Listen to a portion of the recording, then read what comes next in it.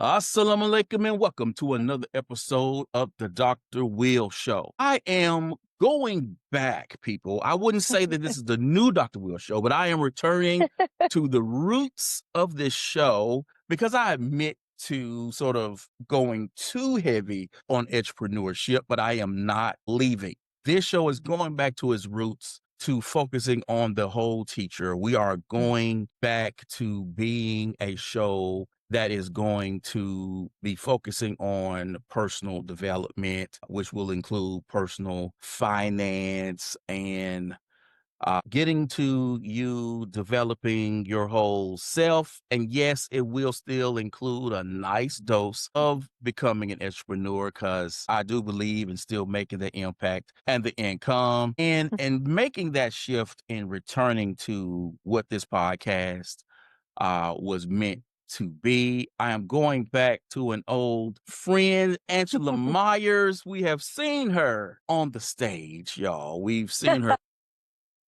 and I wanted to have her on to talk about success and what does that really mean, especially now in which so many things are happening all around us and you can do so many things for a Mhm. job nowadays. I mean, you can make a job out of thin air Absolutely. if you want Yes. to with an Yes. iPad and internet. I mean, so it's so different now.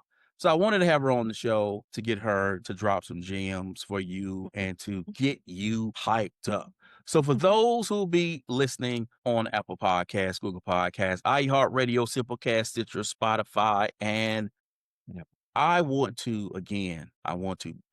welcome Angela Maiers. Angela, will you please reintroduce yourself? Absolutely. I'm so happy to be here, Will. I'm just like, I've been watching you, and even though we haven't connected for a while, you're always in my sphere, and I'm so honored to be here. Like, I remember when Edupreneur first came out, and we were part of that conversation. And like, it is whether you like, I think there's a confusion on what an entrepreneur is, what an edupreneur is, what a business owner is, what self success is. All of those things are all in this pile, but it isn't about the product. It is about the value that you bring. It is about understanding ourselves. It's about self-awareness more than it is a product or a service. And so whether you actually pursue an entrepreneurial like product or experience, you are becoming a different person in the process through these mindsets and these behaviors, because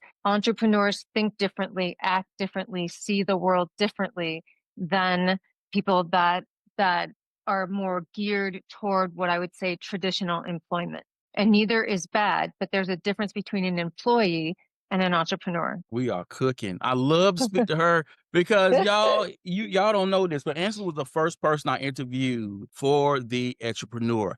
And Yeah. during that interview, I knew I had something special. I knew it. And I was like, oh, y'all, this is going to be so good. So I'm glad to have her on the Mm. podcast. So you have done so much, and people have seen you do so many things. How do you personally define success at this stage in your life? So it's going to be a definition. Like, I've been really working on this. There's a book that influenced me very early on in my career from the business. From it was presented in the business world first, and it was Jim Collins' Good to Great. And I remember reading the first sentence of that, thinking like, "Wow, his publisher made a big error. Like, that sentence shouldn't be," because he said, "Good is the enemy of great." The enemy of great. And the reason we have very few great leaders or great schools or great organizations because we have so many good ones. And that just like stopped me in my tracks because it goes against the mindset and the behavior of everything I was educated in. Because we are told, we experience, we are reinforced that if you do a little bit, you try to be a little bit better, a little bit better, a little bit better, a little bit better, and then you become great. And that is absolutely not the right mindset, because it is the enemy of great. It isn't that great is harder to achieve than good, but it requires a completely different pathway personally, professionally. And so I keep thinking about this topic, success and significance, because of all of the research on mattering and significance. Is success, in the way society defines success, the enemy of significance? So that is my pondering question for today. My big essential question is success, in the way that we strive for it, in the way the world presents it right now, in the way schools present it, is that the enemy of significance? And the reason we aren't living more meaningful lives or not showing our students how to pursue a life worth living is because we are so good at helping them become successful. So what do you think? Wow. I know we're Wow. starting off deep, my friend. Deep, deep, deep. Wow. Wow. For me, when it comes to schools, overall, we have schools the wrong way because we focus on test scores and the Mhm. metrics of that to me have no real bearing on someone's success and don't really matter in the grand scheme of things and only matter to those individuals who seek out those type of trophies or people who are driven by those type of things. Outside rewards. I believe that we should be trying to tap into the natural born gifts and talents that each of us have. I think that's what schools should be doing and trying to help kids discover those, develop those, and cultivate those. Absolutely. And then allow kids to grow in those areas so that when they do leave, they will be in a better place to understand where their path forward goes. So if it's to go to a trade school or community college or higher ed or the workforce or even to start a business, they will have clarity in it and be better Hmm. prepared to do that. I think that's what K through 12 should be doing. And quite honestly, I think higher ed should be doing more of that as Hmm. well. Yes. So that's my thinking. I couldn't agree with you more. I couldn't. I think that the hard part is, what does that look like operationalized? And that's really what I've been trying to tackle, because what you're really talking about without saying it out loud is a life worth living is a life that matters. And mattering has two consistent or two critical conditions. The first condition is that you know you have value. And that value is absolute. It is not dependent on outside forces. Worthiness is an immutable truth. You matter, period, because you exist. But the part that we don't attend to in mattering, and I think is a lot about where entrepreneurs get their purpose and their wherewithal and their spirit, is that the goal of that is to share that value with others. So much of success is defined by individualism and not otherness. We are trying to get ahead. We might like be rewarded for stomping over somebody else to climb this ladder to get this link and this and this. And inevitably, there's going to be somebody above you or below you. And so you're in a constant state of comparison, of perfectionism, of what I call enoughness, where if I did more, or if I did this, there's all these conditions on your worthiness. And that is not healthy. And in the end, you may get that wrong. You may get that ladder. You may have made it over 99% of the people, but are you truly fulfilled? Are you satisfied? Are you complete? And the answer in many, many cases, from very famous people to everyday people, is that that doesn't fulfill us. It might grab our attention and our energy for a moment, but it's like infatuation. It's fleeting. It might seem cool in the moment. And I don't mean that we shouldn't have goals and we shouldn't have ambition. It's is different. So the way that I define success now, taking in all of that, how I want to live my life and what brings life meaning, is that I want to find a meaningful need and fill that better than anyone else. And to me, that is success. It is understanding that somebody else in the world needs exactly what you have and only you can offer. And that the reason that we are so rare and precious is because we bring to the world and we bring to the workforce something that no other person can deliver and can share in the way that you can, Will, or in the way that I can. And so in that, there's no competition. There's no somebody is above or below.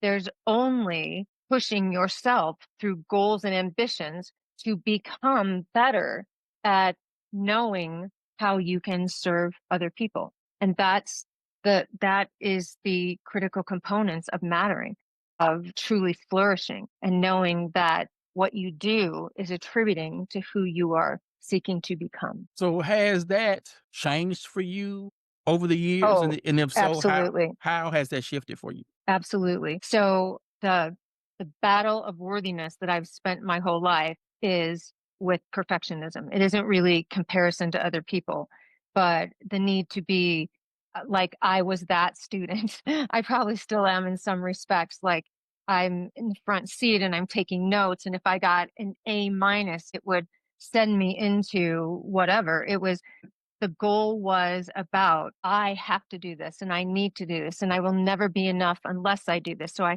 put all of these conditions, and this is before social media. So I just want you to think about our young people right now. My battle with enoughness is not unique.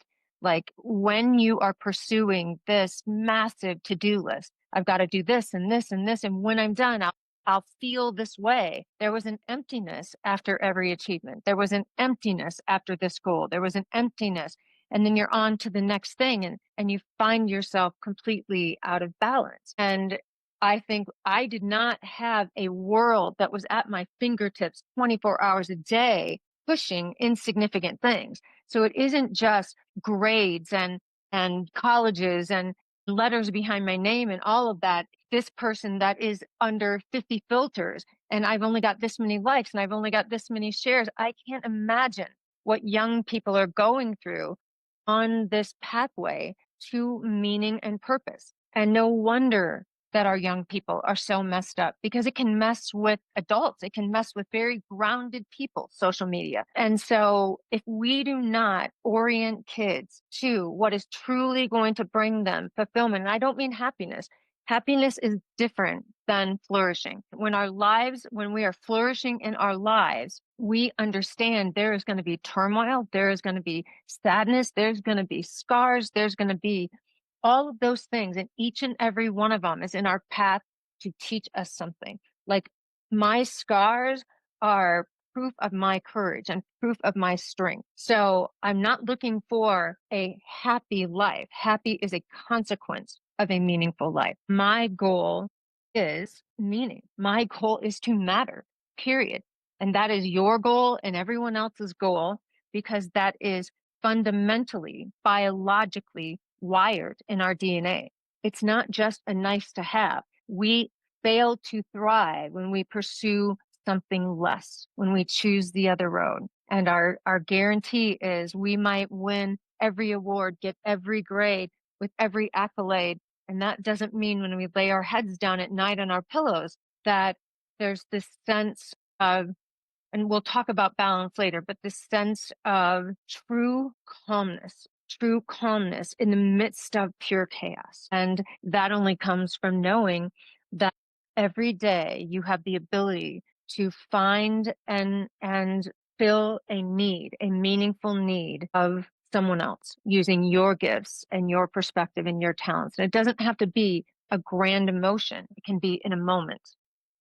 It's my definition of success. So what's the difference between achieving your goals and actually feeling like you matter, that you Yeah. are contributing based upon feeling that need that only you can? Absolutely. You said the key word, contribution. That is the other side of mattering that no one talks about. The deepest driver of human behavior is to know that you are needed and counted on by another human being. So when we take others out of the equation in however we define success, we are already setting ourselves up for heartbreak and confusion and a constant need to fill and to push ourselves. So the way I explain it to kids is that we all operate, whether we are conscious about it or deliberate about it, we all operate from two lists. We have our to-do list, which is a part of our goals and ambitions. I need to get this done today. I need to do this, but very rarely do consciously attend to, is what we're doing every day getting me closer to the human being, the teacher, the parent, the friend that I am seeking to be? And so it isn't that they are in opposition of each other. They need to be in service of each other, and the order matters. If we start with our to-be list, who am I seeking to be? Who am I seeking to be as an educator? Who am I seeking to be as a partner? Who am I seeking to be as a human being in this time and space? Then are the things that I am doing every day getting me closer to that or pulling me away? And that's where incongruency happens. And it's in that space of, it's not ambiguity, it's in that space of incongruency. That's where we start feeling discomfort and disheartenment and all of those other things, because what we're doing every day isn't putting anything towards. In fact, it can take us away from the things that really matter. And that's what self-awareness is all about. So how do you balance personal fulfillment, that sense of Mm. self of, okay, I'm Mhm. all right, I'm doing this, Yep. versus these other responsibilities like family and Yeah. friends and financial stability? Yeah, absolutely. So I don't believe in balance. I don't believe in work-life balance. And I know that is probably unpopular, but even the word balance means that there's this temptation to start thinking in opposites when our life is in the gray area. I need to do more of this and less of this. So there's all these outside attributes that fight us in ways that aren't healthy, because no matter what you do, you feel guilty. You either feel like you're doing too much and you're not appreciated, or you're not doing enough, or whatever you're doing isn't making a difference, and you are in this constant state of wobbliness. Congruency, on the other hand, is about balancing your effort and energy and your impact so that the person you are seeking to become, whatever that is, whether it is an influential leader, or it's a phenomenal teacher, or a powerful podcaster, if you just look at outside metrics that determine what that is, or you look at the definition of how is what I'm doing impacting others, that the more, because the market, whether you're an entrepreneur or not, is very clear that when you fill a meaningful need that no one else can fill, you will be pursued in the marketplace. And the challenge is a lot of entrepreneurs go in it with their attention and effort on their product or their to-do list. I want to hit this number. I want to hit that. I want to hit that. I want to, if I get to this metric, when I get those words, if and then and just and only, are very dangerous words. They're dangerous words because they take us away from our focus and energy toward meaning, toward purpose, towards providing value. And so when you're looking at what are the heartaches out there? What are the gaps out there? So one of the things I take my student leaders through is what I call compassion driven innovation, that we don't look at what our passions are, what our heart is guiding us to. Passion matters for sustainability, but I ask them not to follow their heart. I ask them to follow heartbreak. And if you follow heartbreak in the marketplace, what is missing in people's lives? What experiences do they run to? What are the things that they're searching and don't even know that they need those yet? And you fill those gaps, you will be not only employable, you will sustain the impact you're going to make. You won't be looking for your next thing. Now, that said, there's always going to be a push and tug, because not everyone in your world sees success in that way. So you've got to really be grounded, especially as an entrepreneur, in your own value, and not from a place of hubris or a place of superiority or a place of comparison, but a place of uniqueness, place of your, in the world of work, we call that your unique value proposition, your UVP. If you know what your UVP is, I promise you, I say this to kids all the time, there is somebody in this room or in the world that needs exactly what you have, and only you can deliver. And there's nothing hubris about that. Mm. And that's the competition every day. So you believe that passion is something that you discover or something that you create? I've changed my thoughts on passion because I wrote a whole book on passion. I interviewed all these companies on passion. And the root word of passion means to suffer. But where passion matters is there are a lot of things that you might be good at, a lot of things that you might like doing. But when passion takes over, the condition for passion is when it gets hard, when it gets uncomfortable, when you're bad at it, when you cannot take one more step or one more breath and you're going to give up. Passion is the voice and the action and the energy that says, don't you dare, because not doing this is akin to not breathing for me. And that's where passion takes over. So passion is needed because you need resilience and you need grit and you need, tenacity and determination to do things, because the bigger impact you want to make, the more resistance there is to that. And you're going to need passion to get you through it. So right now, if somebody said, Angela, which they've said for a long time, you've got to give up this mattering stuff. It doesn't, you know what? You can say that. You can feel that. You can hurt it. And then I dig down further. So it like not talking about it, not sharing what mattering actually is and why this science is so transformative is akin to breathing for me. Just like if you asked me not to teach, I couldn't do it. I couldn't live my life and not teach. My life would not be worth living. So Mm. I've watched a lot of videos where people talk about you don't have a focus problem, you have a systems problem. You don't have a strategy problem, you have a systems problem. What practices or routines or mindsets that you put in place that keep you aligned to what matters most to you? it is the otherness factor. So if you think about even the definition of a personal brand, or you think about how educators brand versus how entrepreneurs brand, the big difference is where the focus and attention is. You're not saying, this is what I know, this is what I can do, this is who I am, so that you can watch me because I've achieved XYZ.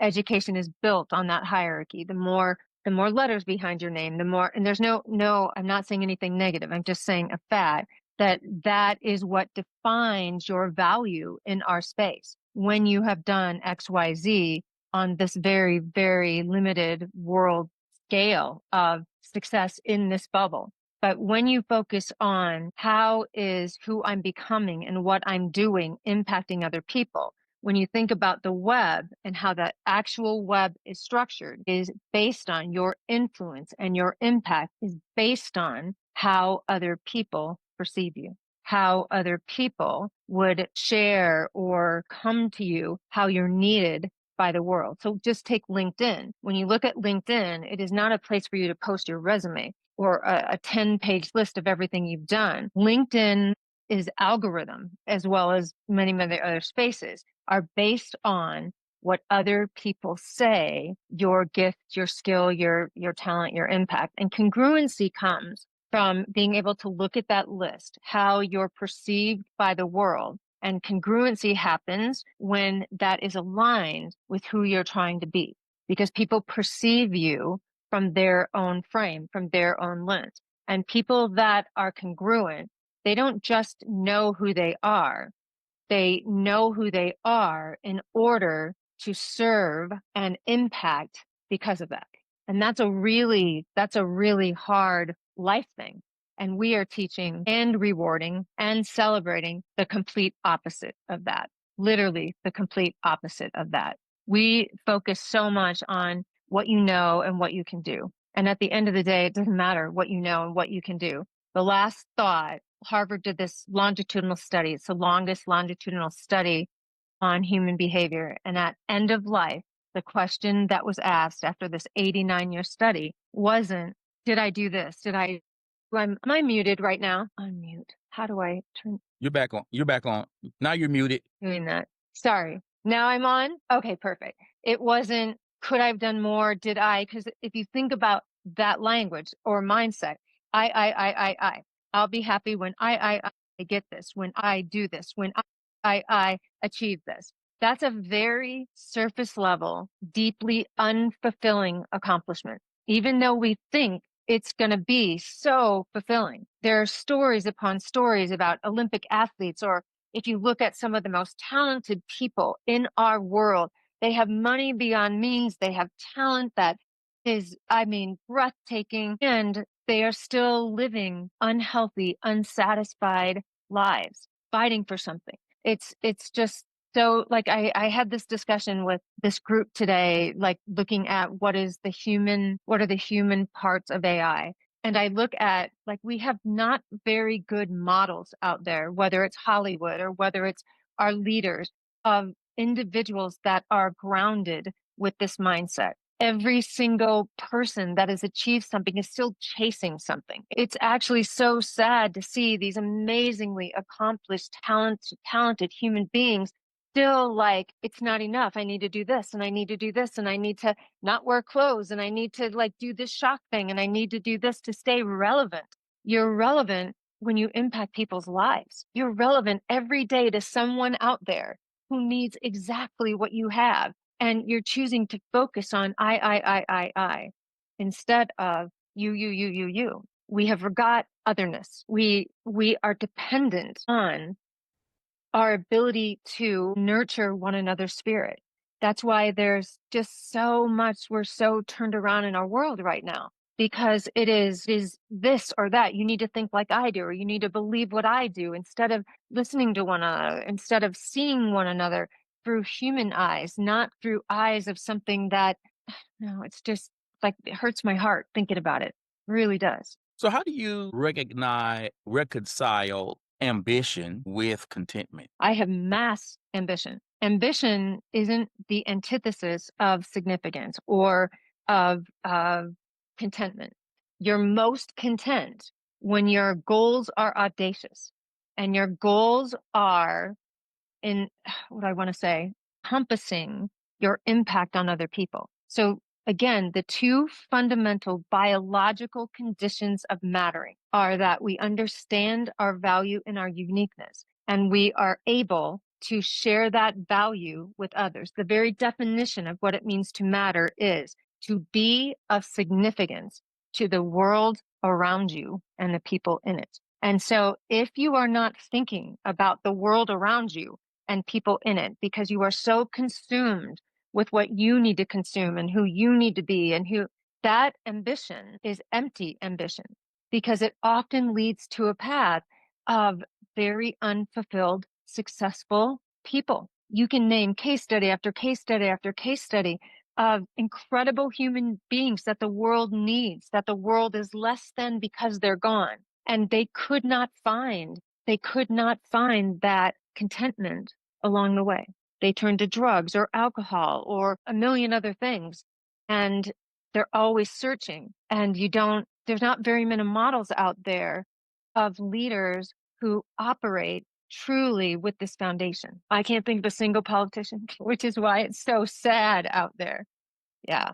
I'll step on your back to get to this, and I'll throw you under the bus to get to that. And then we wonder why our humanity's broken. I can say, I'm just going to say it. No, say it. I'm going to get myself in trouble. I can say this. I'm always in trouble, Will. That's all right. This country isn't the country it was when, and of course, I wasn't alive then, but when people were told to make sacrifices for the country as a collective, but I can't believe, and Absolutely. I don't remember what war that was, but people were told make these sacrifices Absolutely. for the country, and Right. everybody was about the good of We the were whole united.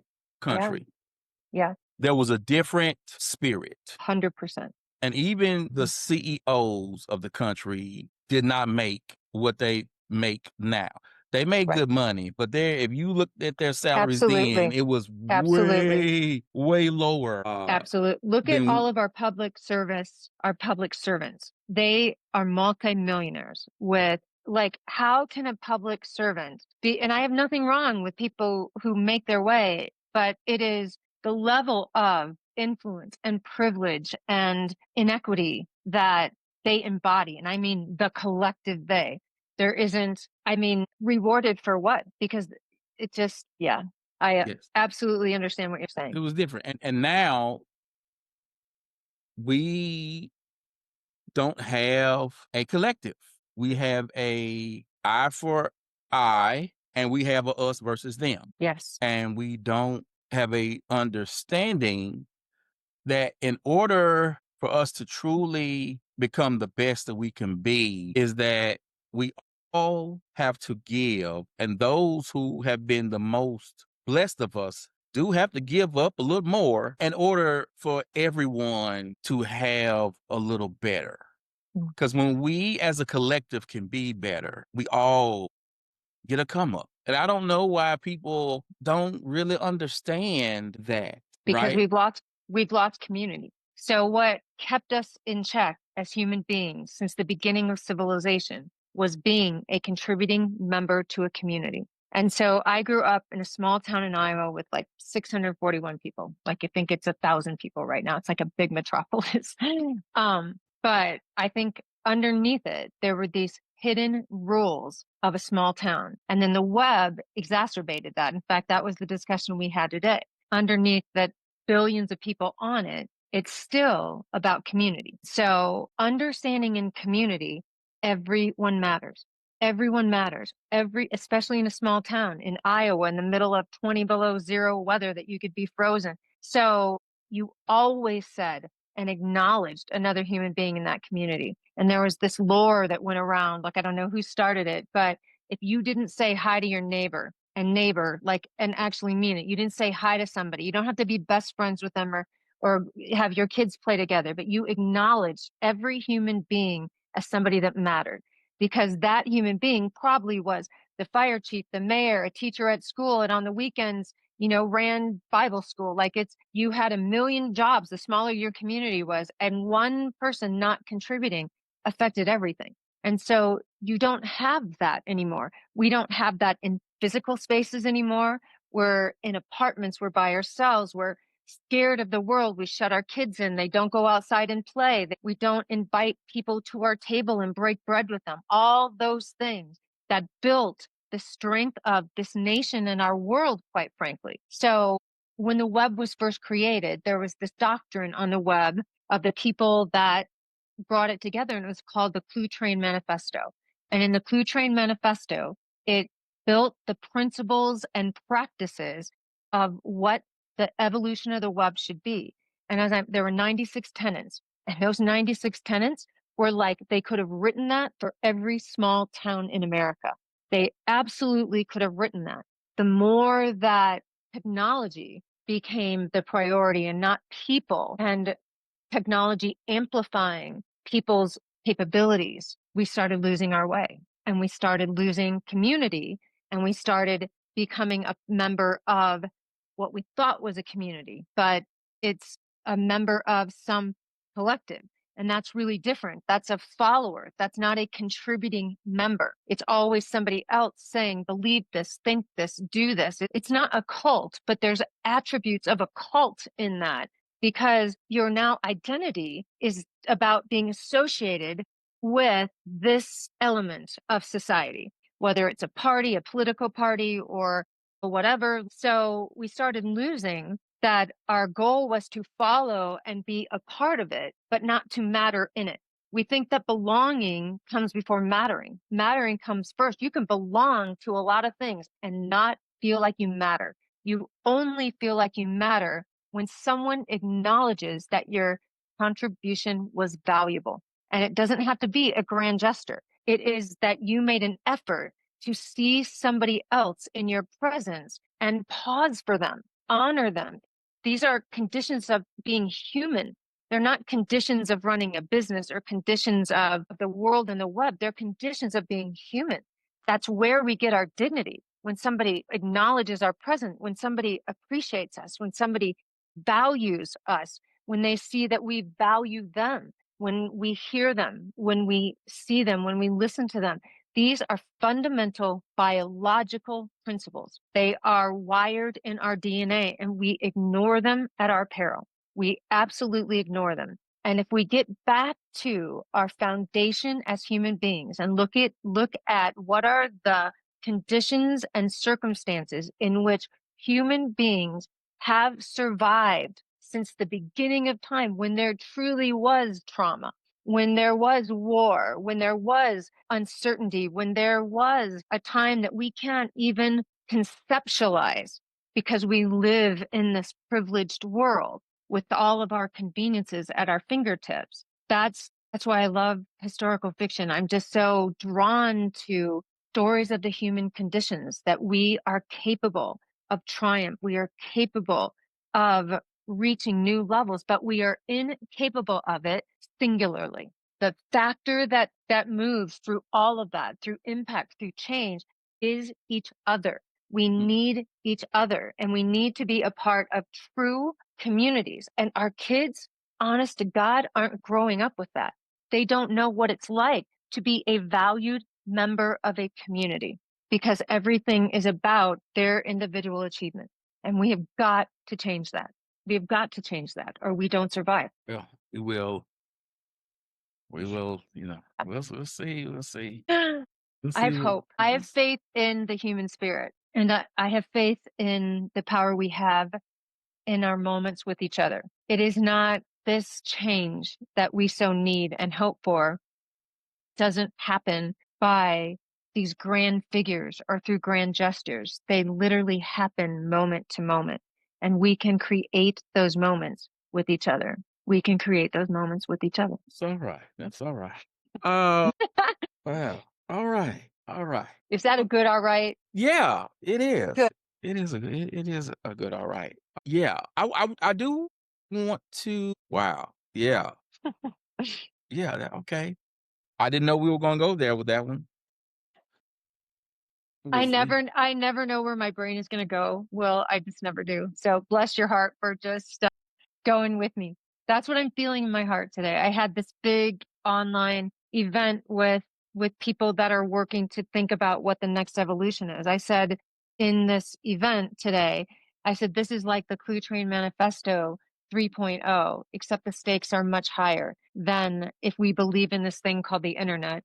We are in that phase. This isn't about a new app. It's not about the iPhone. It's not about even AI. It is about the people that saw and visualized how the internet was going to change us forever. There would be a BG, a before Google and an after. This is that moment for us. And so those same people are coming together thinking about what are the tenets that must be if we are to evolve as a humanity in this new space, in the presence and in partnership with AI. I guess being in that conversation all morning from people from all different perspectives, from the actual technologists on the web to the people that are behind a lot of the AI, to tech companies, to just regular people like me, and what that means for us and what does it mean for our work as educators and all of that. It's really heavy stuff, but at the end of the day, the web was built around human beings. It started with human-centered design, where humans are at the forefront, and humans, we didn't open it up for there to be more apps. We opened it up so human beings could connect with each other, could share with each other, could be more useful to each other, to find people to impact that we never would be able to. And that still deep, deep down is what the purpose of technology is to advance our humanity. But we have to find our humanity before we look at what kinds of elements of our humanity are we going to advance and amplify. Because if we don't have that grounding, then what is advanced and amplified at our present state of humanity should be something that terrifies all of us. Yeah. We're in bad shape. And that is We have the possibility to change that. So yes, we are in bad shape. And so another thing that Jim Collins shared that changed me was this concept of autopsy without blame.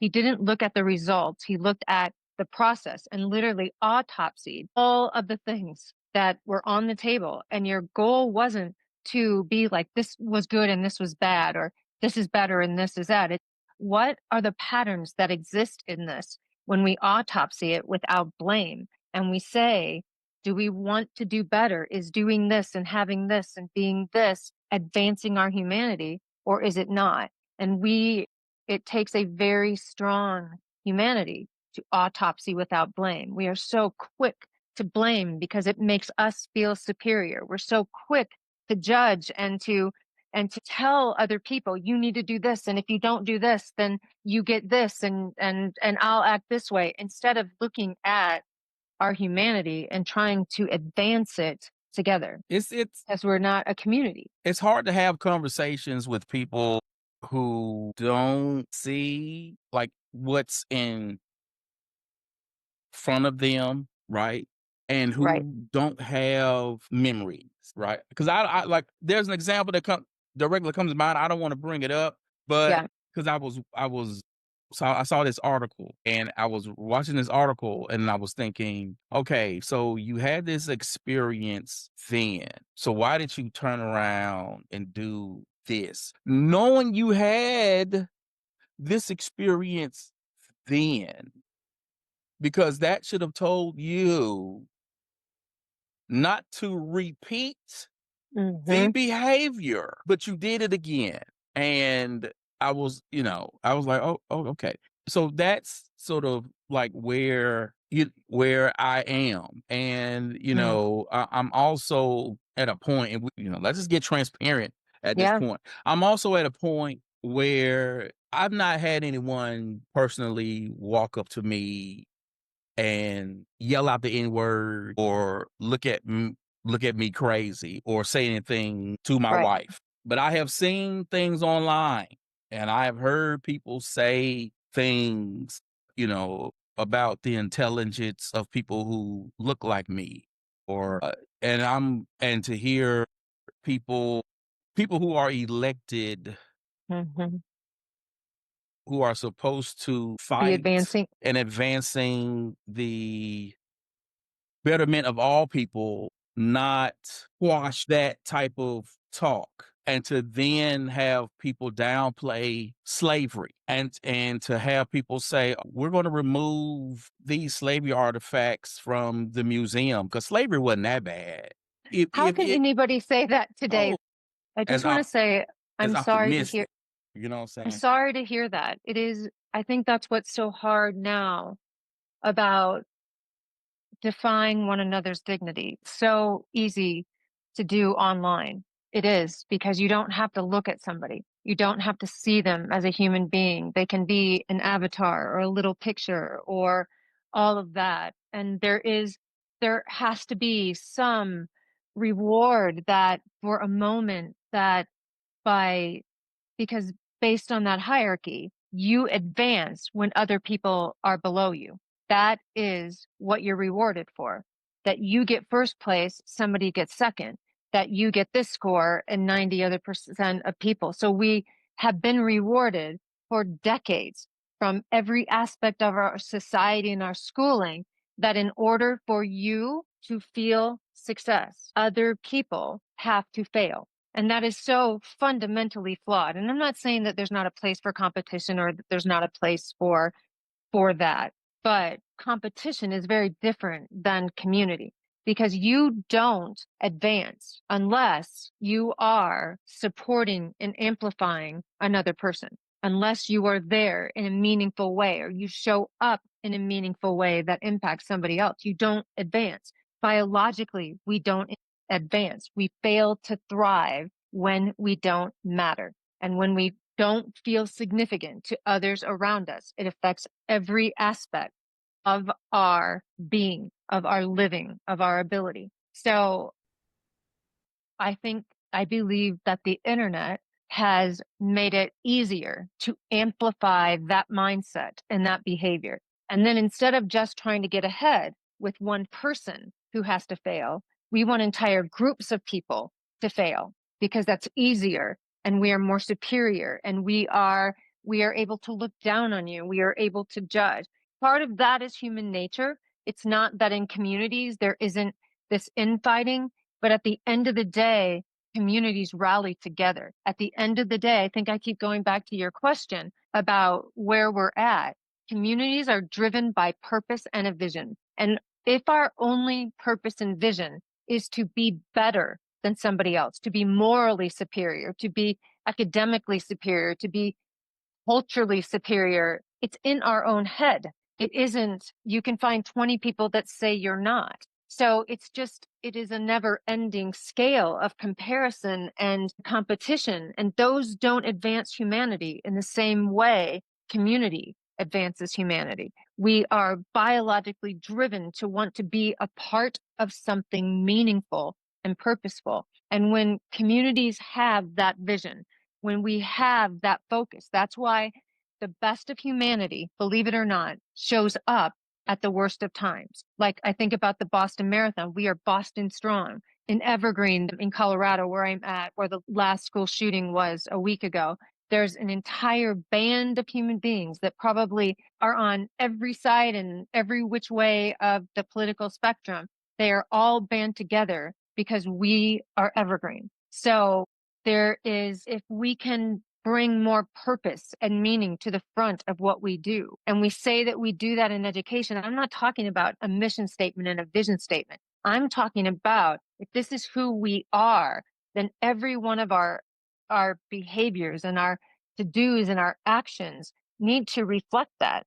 We cannot say this is where we want kids to be or this is what we want to be, and then act and behave and celebrate and reward this. And we are just unwilling to autopsy without blame these practices. One of the best books on community, that the person who helped put language and sense making to what I grew up with, was Peter Block. He has a book called Community. It's just this little thing. And his research is profound, and it's decades of anthropology and psychology and sociology and now neurology.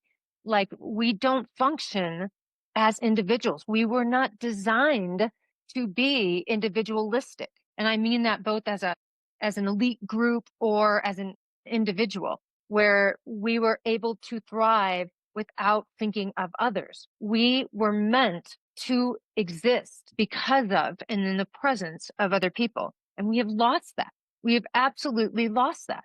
And I don't know how to, I just want everybody to go back to a kindergarten classroom, because that's how it happens purely. I want everybody to live for a week in a small town where you truly need each other because of the circumstances. It's a totally different, I think you said earlier, an air. It's a totally different environment than we have around. It's us versus them and them versus us and this versus that. And you try to get in this because you think you'll feel more fulfilled if they accept you. It's important that you accept you and that you know who you are, and wherever you are, there's someone else, I'm going to say this again, that needs exactly what you have. And if we get back to being, this sounds so silly and so simplistic, neighborly again, it's a whole different world. And it doesn't start at the organization level. It starts at the individual level. It starts with reaching out to people, or surrounding yourself with people who are different than you, who disagree with you, who you don't understand, because your job is to understand their behaviors so that you don't react in the same way, and to unite under a singular purpose. And that's what we don't have as a country right now. We don't have a united purpose. We don't know why we exist. We knew why we existed 50 years ago, and we knew why we existed on 9/12. I was in Pennsylvania at an elementary school a few miles from the Pentagon bombing. And it was the most surreal experience, because I was in the classroom doing a demonstration lesson with fourth and fifth graders. And it just, your entire reality blows up. This is before cell phones. It's before anything. And I am 27 hours away and nowhere to get a hold of my family. All the phone lines were down. There was no, like, all of this. I like had a rental car. I went to the airport. I'm like, I don't know what to do. But a band of probably 30 people from the Pentagon, they had soot all over their shirt and blood and debris in their hair. We caravanned these complete strangers, these 40 human beings from every walk of life, caravanned all the way from Pennsylvania to the Midwest. And I would not have survived without them. That's who we are as people. That's who shows up after a disaster. That's who shows up when unity is needed. We need that humanity to show up right now. This is a pandemic at a whole different level. It's invisible. And we just need each other. Mm. We just need each other. And I know that sounds so like ethereal, but it isn't. It's the absolute biological truth that you cannot ignore. All right. So before we go, what Yeah. is your advice to someone who they are successful, they have money, they look, Yep. they're looking good. The clothes, Right. right? They got the house, they got the vehicle, but they don't feel fulfilled. It goes back to that same thing. Meaning and material things are not mutually exclusive. So there's no problem to be rewarded for the value that you offer. But simply having everything given to you or everything even earned for you has, if it is not attached to meaning, and again, where do we get meaning? We get meaning in purpose and meaning in service. Meaning happens with and in the presence of other people. So my students, my first year of teaching, you had the saying, our goal today is to be somebody. And that meant that you were the reason. We had these things called wow moments where every day we just ended the day by sharing, what was your wow moment? It was when so-and-so made me smile. It was when I helped, Will do this. It was at recess. It was these like obscure, like almost insignificant moments, seconds during the day that nobody saw and nobody noticed, but you went, wow. And so we started noticing, 5-year-olds started noticing this pattern as we shared our wow moments. The biggest wow moments, the ones that made us want to run to school the next day, were the wow moments that involved somebody else. When Angela made me feel this way, when I didn't think I could make it, when Will started smiling, and at the beginning of our conversation, he was in a different place. We have the power to be somebody's somebody. And again, it takes seconds. You have no idea what someone else is carrying. You have no idea amidst whether it is a man on the street or a man that makes $10 million on Wall Street. You have no idea what they're carrying. And you have a chance to show somebody what really matters. And if you strive every day to be somebody, biologically that comes back to you because then you truly matter. That is a life well lived. That's all right. That's all Mhm. right. Now, people, Angela, thank you for Oh, coming. yes, I got to show this. So we've been talking about, I'm doing a little plug because I feel so passionate. This book has been writing itself for 30 years, and I feel so passionate about these topics like purpose and meaning and authenticity and all of these things. So I took the science of mattering, and thought about how each of these letters, so my subtitle is A Pathway to Meaning, Purpose, and Joy, one letter at a time. So each letter represents an aspect of something that we can think about, embody, do for ourselves and one another to make sure that our pathway is towards significance and that it is lasting and impactful.